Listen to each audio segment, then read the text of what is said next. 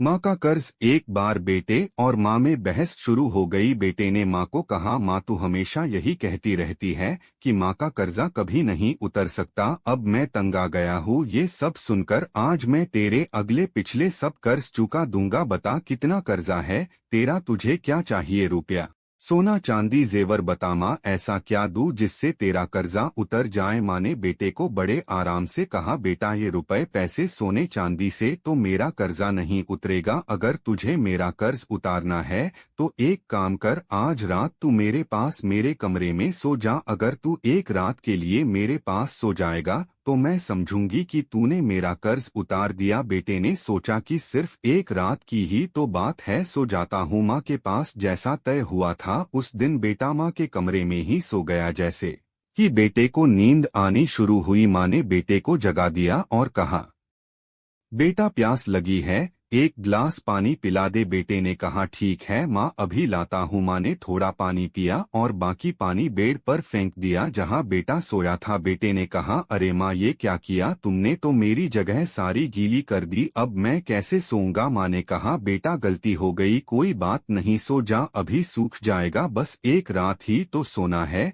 तुझे। बेटा जैसे तैसे उस गीले बेड पर सो गया। अभी आंख थोड़ा भारी हुई ही थी कि माँ ने फिर बेटे को जगा दिया और कहा, बेटा पानी पिला दे। अब बेटे को थोड़ा गुस्सा आ गया और उसने माँ को कहा, माँ अभी तो पानी पिया था, इतनी जल्दी प्यास लग गई? माँ ने कहा, बेटा गर्मी बहुत ज्यादा है ना, इसलिए प्यास लग रही है, एक गिलास और पानी पिला दे। बेटे ने थोड़ा मुंह बनाया और पानी का गिलास लेकर आ गया।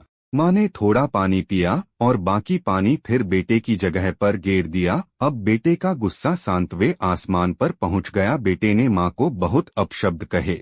बेटे ने कहा, माँ तू पागल हो गई है क्या, तूने मेरी जगह पर पानी गिरा दिया, बार बार मेरा बिस्तर क्यों गीला कर दिया? इस बार बेटे ने दर्जनों बातें सुना दी अपनी माँ को, लेकिन माँ कुछ ना बोली। माँ ने धीमी आवाज में कहा, बूढ़ी हो गई हूँ ना बेटा, गलती से गिर गया, कोई बात नहीं, एक रात की बात है, तू सो जा, अभी थोड़ी देर में सूख जाएगा।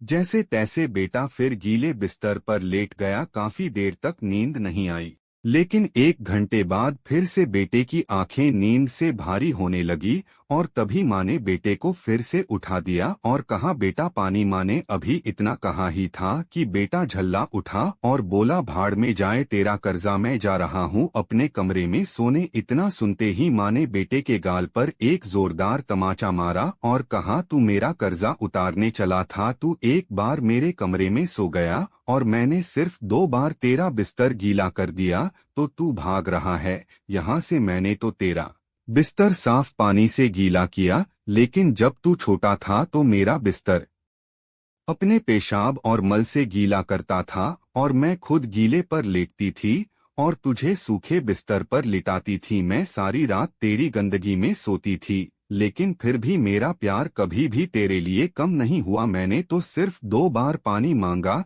तो तुझे इतना गुस्सा आ गया, पर जब तू छोटा था तो रात में कभी पानी तो कभी दूध मांगता था और मैं हर बार मुस्कुराकर अपने हाथों से तुझे पिलाती थी। जब तू रात को बीमार होता था तो पूरी रात तुझे अपने सीने से लगाकर आंगन में घूमती थी ताकि तू सो जाए। और आज तू निकला है माँ का कर्ज चुकाने। बेटा एक जन तो क्या माँ का कर्ज तू 7 जन्मों में भी नहीं उतार सकता? बिल्कुल सही है, वाकई में माँ का कर्ज कोई नहीं उतार सकता और माँ बाप के महत्व का तो तभी आभास होता है जब कोई खुद माँ बाप बनता है।